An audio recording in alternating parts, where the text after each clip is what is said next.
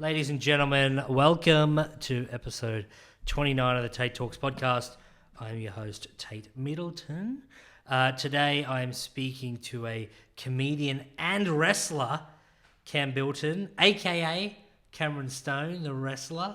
How are you, mate? Welcome to the show. I'm good, Tait. Thank you for having me on the show. You are very welcome. Thanks for coming from the long drive, mate, from the moon, pretty much. That's all right. Not exactly the moon, north of the river. Yeah, but, north of the moon. Yeah, but it was a bit of a drive, and Yep. especially in the lovely weather that we're having today.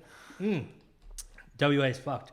Now, let's get into this because I am actually really excited to talk about this. Wrestling. I don't give two fucks about stand-up, all right? We've gone through that shit. We've got that wrestling. How did this happen?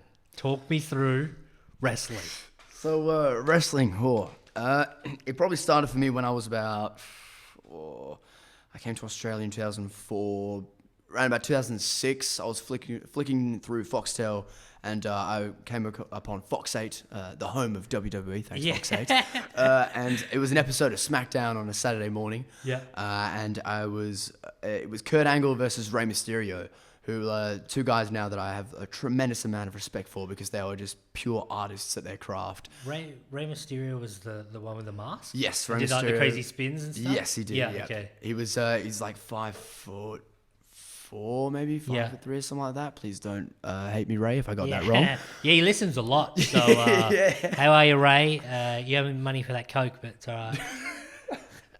But yeah, I saw that match, and that sucked me in straight away, and I would watch it every week. And then I thought, everyone was always asking, what do you want to do with your life? What do you want to do with life? People are like, oh, doctor, lawyer, dentist, all that stuff. And I was like, I want to be a pro wrestler. And when I was a kid, it was like, oh yeah, it's cool. Like I remember telling my mum the first time, and she was like, oh yeah, that's cool. Yeah. Like in the back of her head, she's like, oh, hopefully he grows out of this. Yeah. And then I don't know. I went to high school, and then the question got more serious, where it was like, what do you want to do? And I was like, I still want to be a pro wrestler. Yeah. And people like started saying, oh, you can't be a pro wrestler. It's not in Perth. And I'm like, well, hang on. Has anyone even checked? Like, have we done Google searches on this stuff? Yeah. And then it got towards the end of school, and I was like, well, I've been telling everyone I'm going to be a pro wrestler for the past all my life, so I might as well get into it. So I looked up on Google, and the first place that came up was New Horizons Pro Wrestling, which was based out of Armadale, but now we're in Kelmscott. Yep. And I just flicked them a message, and they said, yeah, come down for a training on a Saturday morning. Actually, the first time I went was during year 12, so it was just during my exams. You could tell I took my exams very, very seriously. I'm going to go wrestle. Fuck math. Yeah, pretty much. And I drove down on the morning, and I remember going to this really it was an industrial area of Armadale, and I'd never been to Armadale before this. And if you're from Perth, you know what such a wonderful place Armadale is. And I drove there, and I saw this like abandoned petrol station, and these people that were working on cars, and I was like, what is this place? So I parked up, messaged them. I said, hey, I'm here. And they're like, oh, we're just on the way. They were like, take your top off. Like, Put your spandex on. Get out of the car and give us the money. So The chair hits your car. You're like, Jesus, we're started. I jumped off my car, and they called me. It was a ladder. Throwing tacks on the ground. But yeah, I messaged them, and they were like, yeah, we'll be there in a second. They got out of the car, and then they walked into the abandoned petrol station, and I was like, oh, so this is where we're going to be going. So it was just like the front part was where like you obviously go in to pay for the petrol and stuff. Yeah. And in the front part was like just these photos of all these wrestlers that I've known or I've grown up with over my life. And I was like, what in the world? And they're all signed. And then we went through, and I saw the ring for the first time. Oh man. When I saw the ring for the first time, because like as a kid, you're always looking at that wrestling ring, you're like, what does it feel like? You know, like, is it hard? Is it gonna soft? break my spine? Yeah, is it going to break my spine? It's so loud. Like, what the hell? And I remember going to touch the ring, and I touched it, and I was like, wow. And like all the guys that were already there were like, kind of newbie. Like, look at him touching the ring. And it was good, man. They started off with some drills where we were just cardio pretty much, like just getting us warmed up. And then I took what we call a bump for the first time, which Cocaine? Is that no, for the people who are not an issue? it was not cocaine. It was. So a bump in professional wrestling is where you fall on your amateur back. wrestling. Yeah. Yeah. Take a bump before you go out. Get yourself psyched up. But yeah, so we learned to bump, which is where pretty much you fall down and smack the mat as hard as you can. It's literally how you do wrestling. Like you take 30 bumps in a match or something like that. Probably not that much now. When I first started, I'd take about 30 bumps, but now you try and take care of your body, obviously. Yeah. Because you don't want to we have what we call a bump card. And you don't want to put too, everyone has a certain amount of bumps in their life. Yeah, okay, yeah. And when you first start in the business, you're like, oh no, I'm going to bump forever. No, you're not. Because your body. My heart will explode. Yeah, exactly. You wear and tear. Just look at guys like Hulk Hogan, Ric Flair. Hulk Hogan has how many back surgeries? His back is now a complete rod. Oh, yeah. Okay. So, and that man barely bumped. And so look at his back spot. Yeah, okay. But yeah, and then I started bumping. I sucked at that so bad, and I remember afterwards, I felt so sore. My elbows were bleeding, my knees were scabby. Yeah. I hurt everywhere. My neck was messed up, and I got home and I was just sitting on the sofa, and my parents were like, "How did it go?" And I was like, "Yeah, it was really good." And I think my parents were thinking, "Oh yes, he's not going to do this anymore. This was tough for him." Yeah. And I just thought, I was like, oh man, I don't think I can do this. This really hurts. And I don't think I could be in this amount of pain all the time. I really don't think I can do this. And for those last 3 months of the year of my year 12, I was like, man, what am I going to do? I don't even know if I can do this. And then I remember being in the car one time. I think I was waiting for a friend for something. And I just thought, you know what, man, you've wanted to do this all your life. It would be an absolute shame if you did not go through with this. Yeah. Because it will be forever in your head thinking, what if I didn't do this? If I was 15 years down the track, I was 35, and I was like, man, what if I stuck to wrestling? Yeah. And that fear came over me, and I was like, okay, I don't want to have that. Yep. So I went home, started bumping on my bed. Yeah, bumped on my bed, broke it, and then I was like, all right, I'm going to go back. I invited my friend from school, John Obashevsky. He's also a former wrestler. And we went down and we did the training. And ever since that day, I've just been going back ever since. How long have you been doing it now for? For about 2016 I started, so about 5 years. Actually, so you're 25? Fun fact, no, I'm 23. Okay. So I started when I was 18. Oh, yeah. Yep. So. Oh, yeah, I'm an idiot. Yeah. Maybe I should have done some more math than bumps. That's all right. My last math class was in year 10 and I got a D for it. Okay. I was very proud of it. Yeah, sweet. Yeah. So you've been doing that for, as you said, 5 years now. Yep. How do you transition from day one in the gym to doing shows and stuff? Because ultimately, I guess that's what wrestling is. You want to put on a show for the spectators. Exactly. Yeah. Well, it started. I remember my first show was with. We did this show in Armadale. I'm pretty sure. No, Byford. That was it. We did a show in Byford, and it was at a.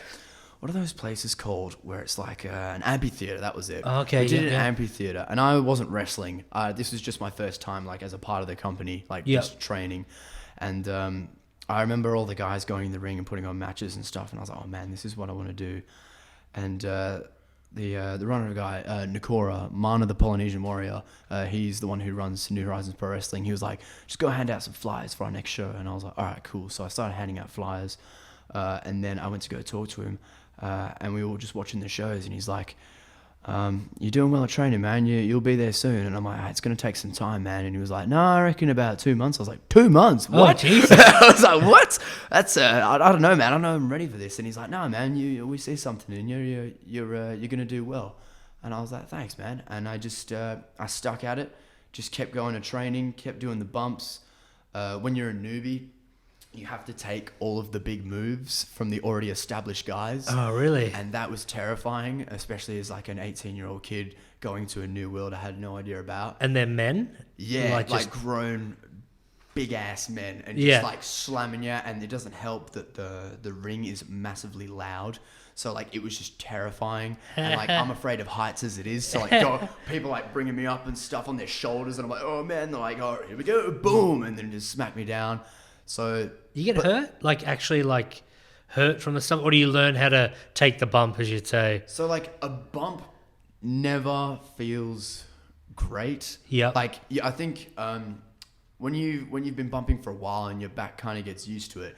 It can feel okay. Yeah. But like if you haven't been bumping for a while, then like that first bump sucks so much. Did it knock the wind out of you? Yeah, well, we learn to breathe out. So Okay. like when you bump, you want to breathe out, bring your chin to your chest, smack the mat, and So you're smacking the mat. yeah, and you're to like make dispersing the weight Okay. pretty much. Yeah. And if you don't breathe out, oh man, you'll know about it because like you'll wind yourself. Yeah. And then if you're wrestling in a match and you wind yourself, oh, you're messed up for the whole match. Oh, really? Yeah, Yeah, it would make sense. Yeah. Yeah, because like you go for the next thing and then you can't even breathe.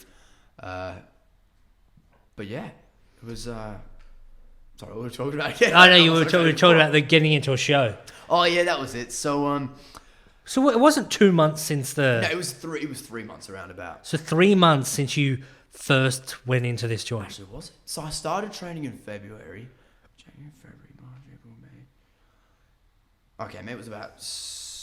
It was 3 months, and it was a small show that we did, like at the warehouse, and it was in front of maybe 8 people. Yeah. Okay. Yeah, so like It's a lot of like training and everything for 8 people, I guess. Like you know, Yeah. obviously we both do stand up, but it's kind of you're not taking physical punishment. It's more probably mental.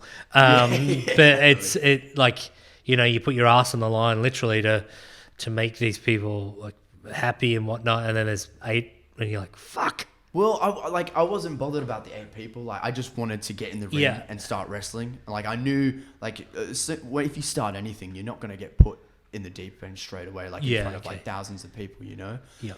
Well, I don't know if you go to WWE. Unless it's that porn. might actually. Yeah. But, yeah, like, they put me in front of 8 people, and, like, I didn't do well. Like, I forgot everything. Oh, yeah, and yeah, then, like, it was just the guy carrying me the whole time. And then I went to the back and I was like, oh man, that sucked. And then they kept putting me on those small shows up until about 6 months into my training. Yep. And then they put me on the big show, which is at the Coburn Youth Centre in front of like a lot of fans. And I debuted at the Rumble, which is the same Rumble that we're having on Saturday, July 31st. Path to Greatness. Yeah. Yes, that is our Rumble. So it'll be 5 years exactly since I debuted on the main shows. That's at cool. This Rumble. I remember when I came out, I didn't know what they didn't know what I wanted to be because my first character I called him Kaniki Grime. I don't know why. Because I like the name Kaniki because I'm a big fan of Grease. Shout out to everyone that likes Grease out there, the musical. Great musical. Yeah.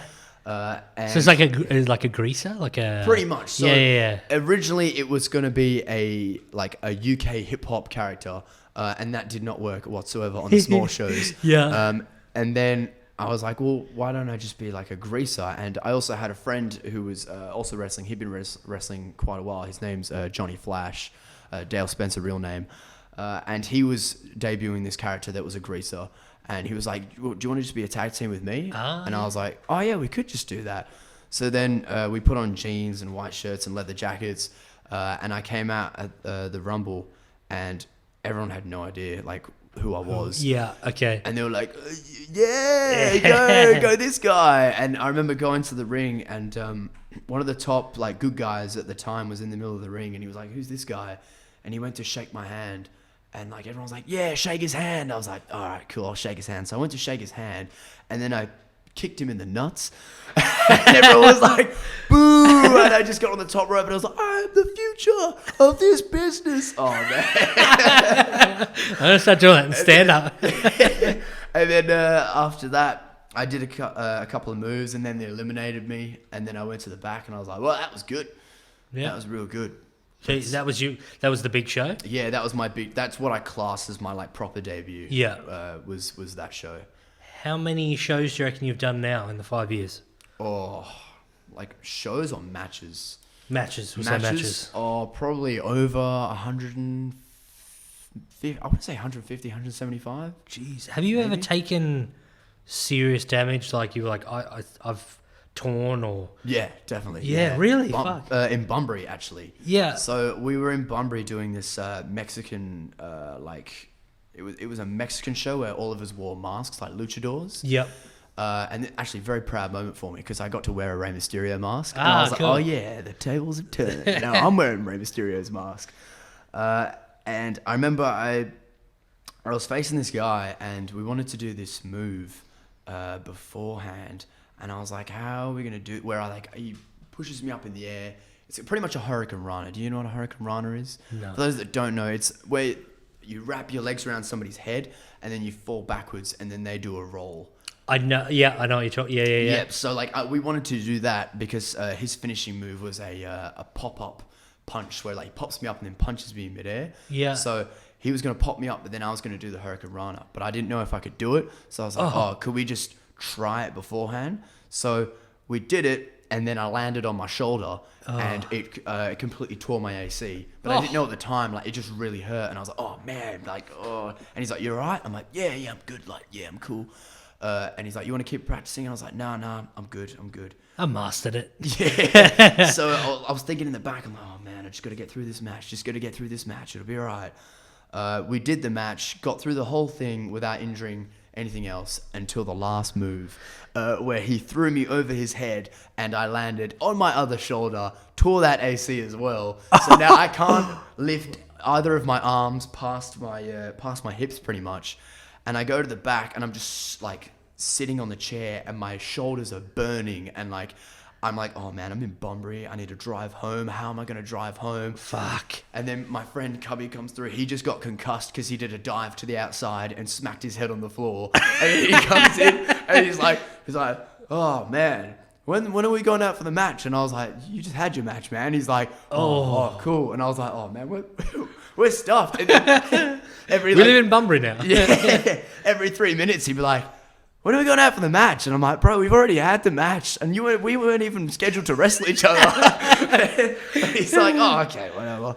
And then I tried to help with the ring after, but my shoulders were so messed up. And my trainer came up to me. He's like, Cam, you got to go home, man, or go to the hospital or something, because you're clearly in pain. And I was like, sorry, man, I really want to help with the ring. And he's like, just give me another bump. Yeah. he's like, nah, man, don't worry about it. Just get yourself home, get yourself safe. And I was like, okay. And my friend Aaron O'Malley, who's in the UK at the moment wrestling, shout out Aaron. Yeah. He came up to me. He's like, do you need a lift home or anything? And I was like, no, I should be able to do it. And he's like, you sure, man? And I was like, yeah, I'm all good. And I just remember driving literally with my shoulders pinned down, just using my thumbs to drive. Luckily, Bunbury's a very straight road all the way to Perth. So I just drove for 3 hours, pinning my shoulders down. And then when I got home, iced my shoulders and then booked in for physio. And then I went to physio on the Monday and my physio was like, so you've torn both your ACs. You should probably be in a sling for both of your arms. And I was like, oh, okay. And she, do you want to put me in a sling? And she's like, no, it seems that you're doing okay, so we'll leave you out of the sling. And I was like, well, how long am I going to be out of wrestling for? And she's like, a solid 7 months. And I was like, what? 7 months? And you just started. Yeah. Well, this would have been probably my 8th show, maybe. Yeah. So I was out of action for about I put it to 3 months, and then I started coming back because literally as soon as my shoulders were okay to go, I started going back to the gym because I was like, I'm not waiting 7 months for this. This is my dream. Gotta go out and get it. Yeah. Tough. So I went to the gym and I just started really low weights, which was, man, it was tough because I'm already a very small framed person. So when I went to the gym, I worked and worked for a while to get up to big weights, and now to have to go back down to little weights, and all these guys at the gym look at this new guy not lifting any weight, and it's like, bro, I tore my ACs, man. I'll fucking suplex you, bro. Yeah, 619 you, bro. But yeah, then I had to work my way back up, and in total it was probably 4 or 5 months, probably wasn't 7. But yeah, I came back after that. And that was probably my worst injury. I've had pretty bad back injuries, where I've been out for like maybe 2 months or something like that. But they always seem to go okay. But yeah, that's probably my worst injury. Yeah, that does not sound fun. When you're doing these bigger shows and stuff now, do you get a couple of dollars? Is there a payment of any sort? There is. I won't go into how much is being paid, of course, but yeah, there is payment. Yeah, so it depends really. The original way of doing it is depending where you are on the card. So if you're up first, then you get a certain amount, and then as it goes up in the card, you get higher and higher. And if you're in the main event, then you get paid the most. Okay, makes sense. We get paid for each match. So say if I do 2 matches in a night, then I get paid double. But if I do 1, then I get paid for that certain match. Yeah. I was going to say, how much preparation goes into actually, this is what I would have thought happened in wrestling. You guys are in the training, you're going, there's a show coming up, we're going to do, it's choreographed, or we're going to do this, this, and this. What, actually, how do you go about it? Is there, who you're going to be fighting, and he's going to do this, you're going to duck, then this is going to happen, then this is going to happen, or is it literally you just kind of, what's the go? So pretty much it's like, we'll do 20% probably, if you had 100% of a match, 20% would be called beforehand, which would be the finish and all that. So who's going over, as we would say, or what's happening in the finish, what finishing move is about to happen, and then into the end of the match. But the rest of it we just call on the fly, as we say. So I cannot believe that. Yeah, so we'll be talking to each other in the ring without the crowd knowing, saying, "Oh, duck my line," or all that stuff. Do you talk you have code words, or we have code words for it, pretty much. You're like coconut, and he's like, yeah, pretty much. And he punched me in the spine. Yeah, pretty much. Okay, that's I literally thought there would have been a lot more choreographed, as in we're gonna go in, I'm gonna do this, I'm gonna punch, you're gonna duck. It's kind of like a. Well, for some, it really depends on the wrestlers. Some wrestlers like to do it on the fly. Yeah. Where because it just feels more natural, more organic. You can go off what the crowd's doing. So if the crowd's really into the match, then you can make it fast paced. Or if the crowd isn't really into it, then you can slow it down. Yeah. Put put a hold on, and then get the crowd going into it. Yeah. But yeah, and then there's guys that like to call everything beforehand, and in today's wrestling, all the people that have been in beforehand, the older generation of wrestling, they don't really like to have too much stuff called beforehand, because they think it ruins the organic nature of it. Flow of it. Yeah. But then there are matches where it's been completely called beforehand, and it's been some of the greatest matches of all time. Ricky Steamboat versus Randy Savage at WrestleMania 3 was called entirely beforehand. There's stories of them going through the whole match in the cafeteria, because Randy Savage liked to know exactly what he was doing. So he'd be like, "Oh, what are we doing here, bro? What are we doing here? And then what are we doing? Well, hang on. So you're gonna go for a pin here?" And then Ricky's just like, "Oh man, why can't we just call it out there?" Yeah, okay. But that match is one of the greatest WrestleMania matches of all time. Because they both knew what was going on. Well, yeah, I think it's just because they're both really great wrestlers. Yeah, okay. Yeah. But that's just an example that it can work in both natures. How long does the match go for? It depends. It can go for 5 minutes. Yeah. It can go for 10 minutes, or it can go for 20 minutes, or you could have an hour. That is a long time. I've never wrestled for an hour. I think my longest was 45 minutes. Is that one person or tag team? No, that was in a rumble. Oh, okay, yeah, it was in a rumble where I was in, and majority of it, I was pretty lazy. I was in the corner just chilling, people coming over me get away from me, I'm tired. With those rumbles, surely there must be an order what's gonna. Yeah. Okay. We would all know what's happening before that. Can you go off script? Yeah, definitely. You'll go in and you'll start calling stuff. You just you have a handgun, and they're all right, too far. Yeah. Got a knife out. You probably couldn't go in and go, "I'm winning now." Yeah. You'd have to stick to that. But yeah. Jeez, that must be a real ego thing though. Like when you're, Oh man, you've no idea. yeah, because obviously You it's have no all idea. testosterone fueled, Yeah. big boys battling, and then they're like, "Nah, you're out." They're like, Yeah. come on. Well, man, that's the big thing in wrestling. I suppose that is that is it, isn't it? It's Yeah, like just a part of. just when people start to think, oh no, I should be doing this, like I should be in this part, and like I should be doing that. Like literally, wrestling is like a giant movie. Everyone has their part in the movie, you know. And like as you have your part, you can work your way up, you know. But like when you think you're the end all be all, it's like, come on, man. We all know what wrestling really is, and it's one of the greatest things on this planet. Like when it's done right. Yeah. But like you can never think that you're bigger than the actual wrestling itself, you know. Yeah, that makes sense.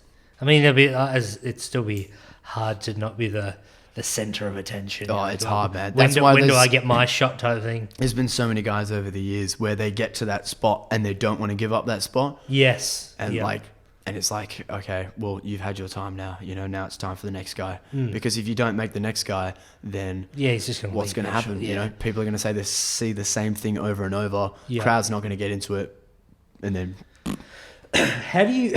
Sorry. How do you? You said your name's Cameron Stone now that you go by.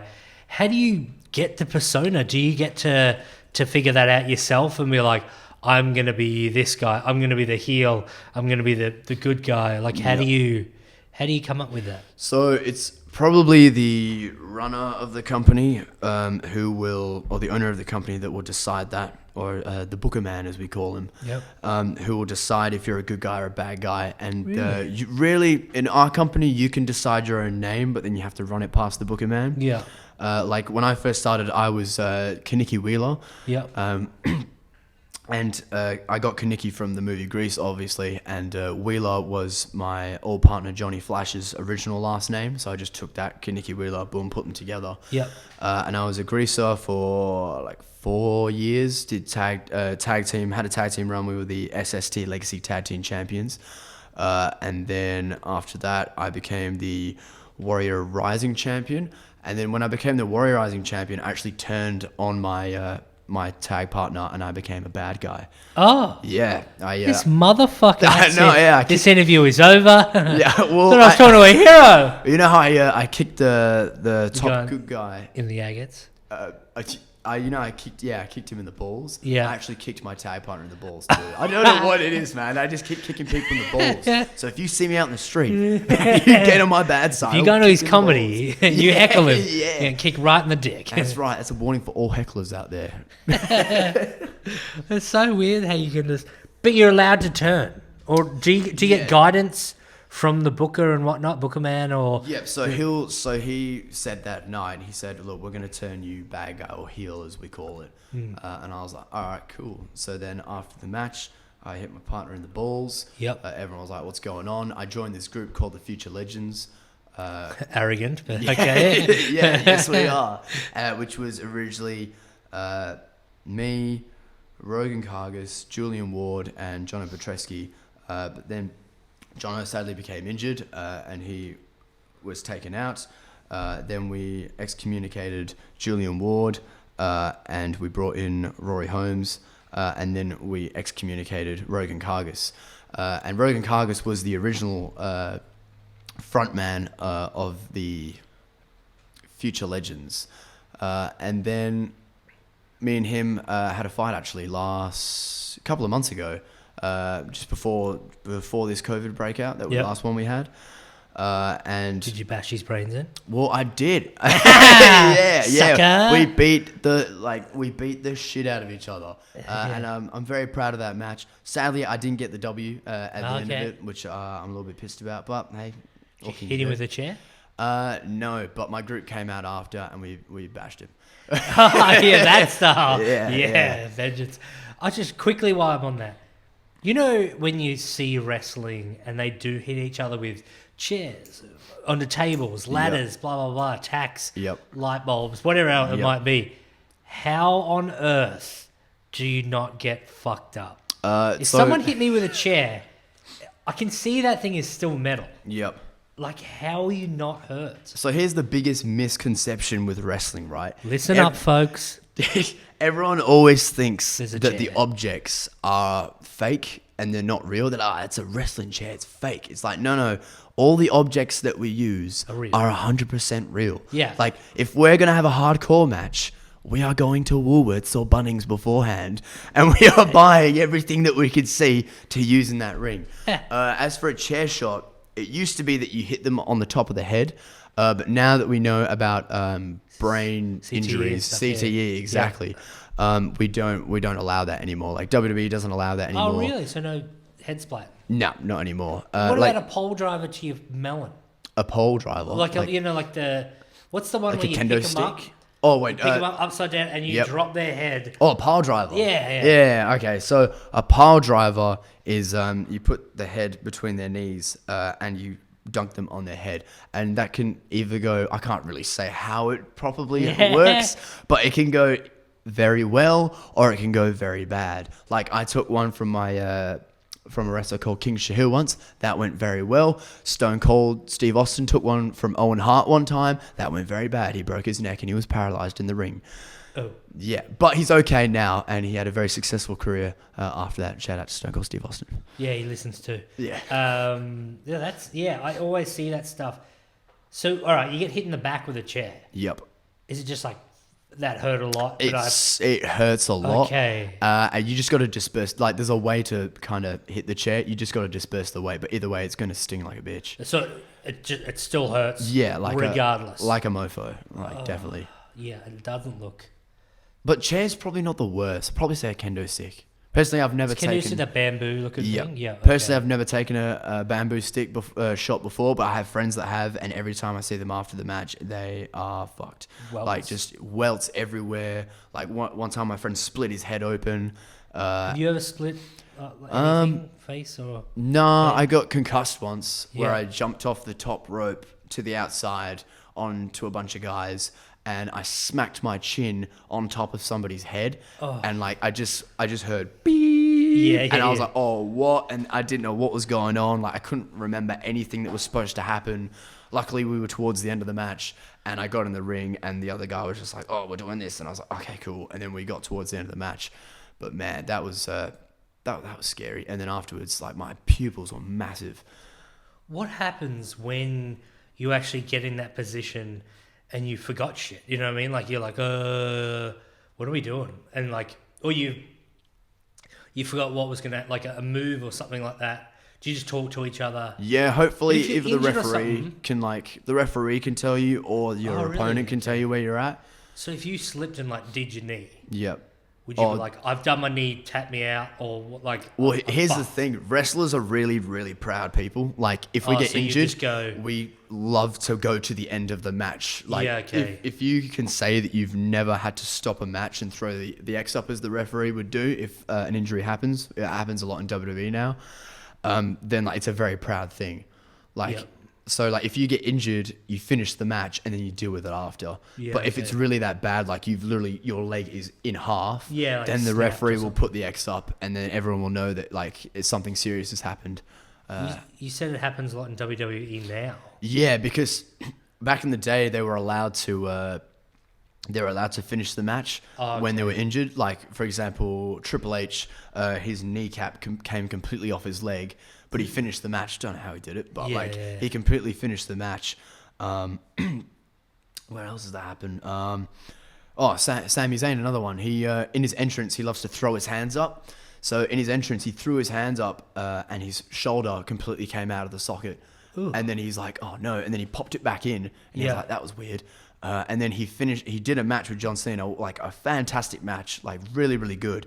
And then he had to have surgery after because his shoulder was completely messed up. Yeah. But now, I think there's a story of Daniel Bryan where he, that was it. He did a drop kick off the top rope, and when he came down, like he couldn't feel anything in his body. Like we call it a stinger, where you get paralyzed for a certain amount of seconds, but he was like prolonged. Yeah. And I think he got concussed as well. And the referee pulled up the X sign, and he was like, "No, like I'm not, like I can finish this match." And then he went backstage and was irate and was yelling really? at everyone like, "You don't stop the match! Like you let me finish the match." Which is another example of how proud wrestlers are. Yeah. We are very proud people. When, like, obviously wrestling is huge in the States. Yep. Why do you think it's not that big here? Oh, that's a big question. Should have started with it. Yeah. Yeah. Why is wrestling not as I've gone popular off here? script, No, ladies that's and gentlemen, too. I've bamboozled him. I had questions written down that he saw, and now I'm like, tell us about this. well, that's a very good Do question. you like women? Well, we're trying to figure that out ourselves, really, because like in the States, it got really big because of the WWE, and I guess we haven't really had a massive major wrestling company Yep. in Australia. But like we've had big ones over east, like Melbourne City Wrestling. That was pretty big at one stage.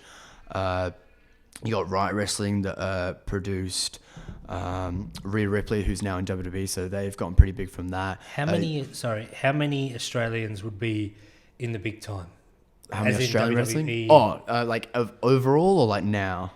Now, current? Now, so we've had a couple. I might get names wrong here, and I apologize to anyone who. Once again, they'll be listening. There you go. So we had currently is Shane Thorne, who's originally from a company called EPW in Perth, and he is now in WWE under the name Slapjack. Yes, I know, Okay, interesting name, but they're going to give him his name back, I'm pretty sure. And he came in as a tag team with another guy called Mikey Nichols, and they were called TMDK. Yep. And they were a tag team who started an EPW here, and then they went to Japan and all over the world, and then they got signed to WWE, and then they made their way up through the development system, and then Mikey left and Shane stayed, and now Shane is called up to the main roster and he's wrestling there. And then we've also got Rhea Ripley, who was Demi Bennett, who wrestled in Adelaide and throughout over east. And then she got signed when she was, I think she was 18 when she got signed. Jeez. Yeah, but she's like a really like a crazy athlete. So Yeah, what sets apart, obviously, I suppose is your dream to make the big stage? Well, it was originally, my dream originally was to go to WWE, but now like since I've been on this wrestling journey and I've immersed myself in so much wrestling stuff, like I've read everyone's biography, like I've watched everyone's documentary, like I know, like I have like this vast amount of knowledge of wrestling in my head, and it seems that whenever somebody goes to WWE, they're not exactly happy there. Okay. Because like it, as a great man once said, CM Punk, it should be the happiest place on earth, but it's not, because everyone's fighting tooth and nail to get to the top. Yeah. And people aren't given the opportunities that they should have, and like plus they have what's it called, a creative I don't know, like I did want to go there, but who knows, it might happen. The WWE, it can be a great place, like it can be a very good place to work, but also WWE is not the end all be all of wrestling. Like there's also Japan, there's also other companies in America like AEW, there's companies over east as well. Pretty much the end result is endless. Like you could go anywhere with wrestling. Yeah. And like I'm a pretty small guy, and I know WWE likes big guys, so Steroids. so like and like if I take steroids, then my voice will get deeper, and I am a firm believer I'll become less funny on stage. If I go on and go, hey guys, it's Cam here, and they're like, well, who's this guy? He's gonna crush us. Yeah, so After I'll kill you. I don't know if it does happen. I'll be forever thankful. But if it doesn't, then like Is Vince McMahon still the man? Vince McMahon is still the man. He's literally, how old is he now? He's like 70. Yeah. Yeah. Is he still jacked? He's still jacked. He posted up a video the other day of him leg pressing, I think 300 kilograms or something like that. Yeah, he's crazy. It was nuts. Like the man, actually, he's probably heavier than that, but the man's crazy. Like just, like, I don't know how he does it. Yeah. Like he's getting into his older ages now, and he doesn't want to give up any part of control of WWE. He wants to. Yeah. Is there a caretaker in the wings? No, not at all. The man takes care of himself. He's but I mean, he's 1,000 years old. yeah, surely. but he's a strong man. Yeah. Okay. Like he's been doing it for this song, and he could keep going. I reckon he'll keep. Kids or anything? Yeah. Part of it? Yeah. Wait, his kids? Yeah. His children are part of it. He's got Shane McMahon and Stephanie McMahon, who his kids who grew up in the business. Like, they were big characters in the 90s. Yeah. And then the early 2000s. And then Shane left for a bit. And then Stephanie stayed, and she was a character. And then Shane came back, and now they're both involved in it. And then Stephanie married Triple H. And Triple H is now like the one who's going to be taking on the reins of WWE in the future, I believe. I think I've seen that. He wears a suit now a lot. Yeah, Mr. Suit Man, but he'll pull out his leather jacket every now and then, his sledgehammer, just to smack someone. You're fired.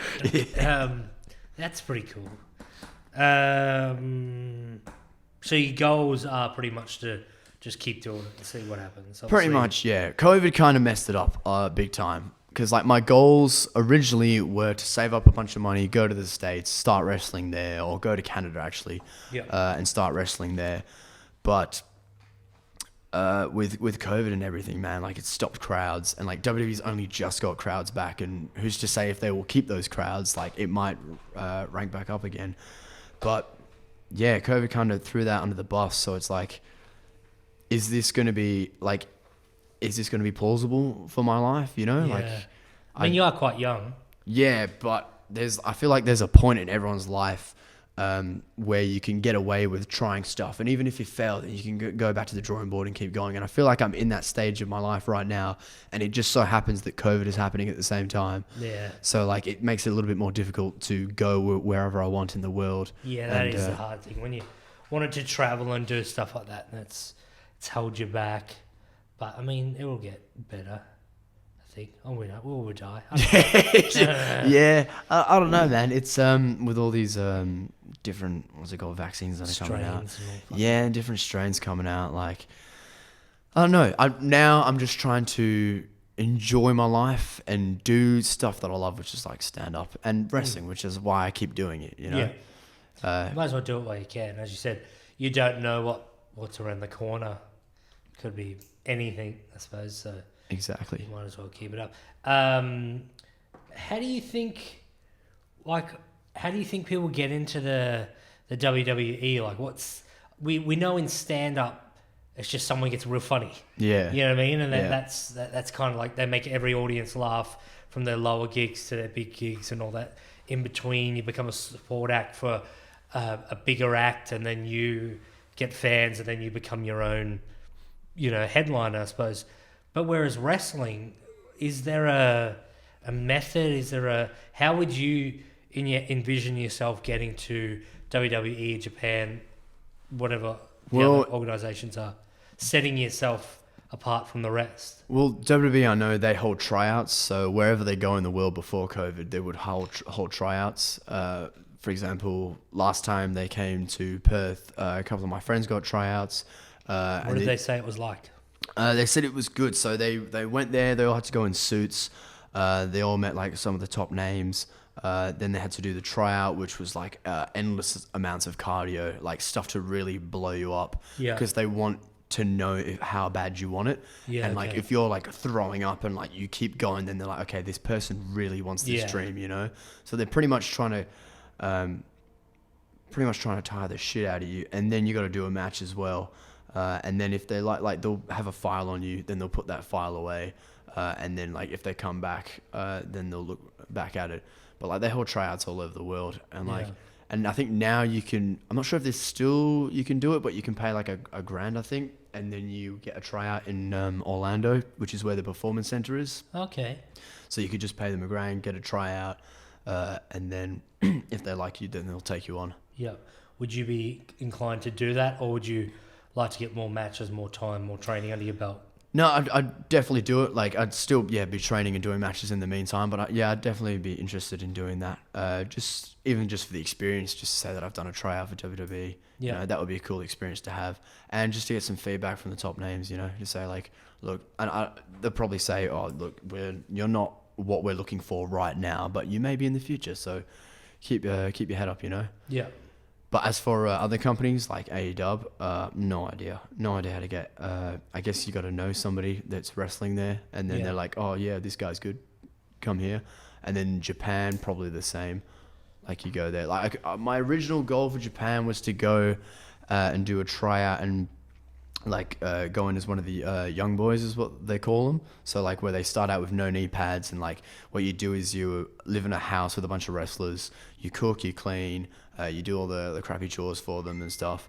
And in return, they teach you how to wrestle. Yep. And that's like a really good way. Like some of the biggest Japanese names have come up that way.